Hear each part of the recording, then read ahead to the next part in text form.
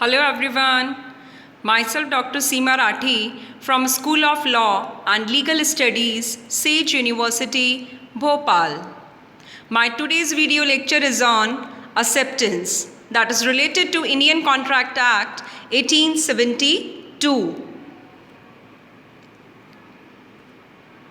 So first of all, we will know what is the definition of acceptance. According to Section 2B of Indian Contract Act, the proposal is accepted only when the person to whom the proposal is made signifies his assent thereto. The proposal is said to be accepted. A proposal, when accepted, becomes promise. Now, promise can be done by two ways, express and implied. That is defined under Section 9. Implied promise to identify surety. That is defined under Section 145.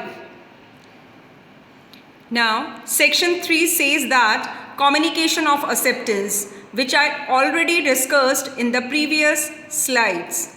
Now, Section 4, that is also related to communication of acceptance, is complete. It is related to proposal. I already discussed it in the proposal slide. Now the next section is Section 5, that is related to revocation of acceptance, such as above proposal.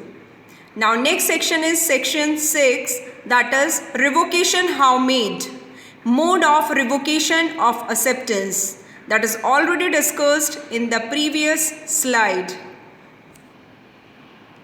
Now Section 7, acceptance must be absolute.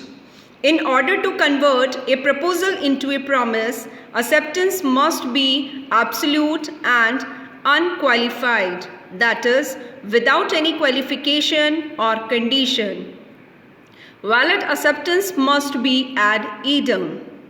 Now occurrence of mind is necessary, and that is agreeing on the same thing in the same course, same sense, and at the same time.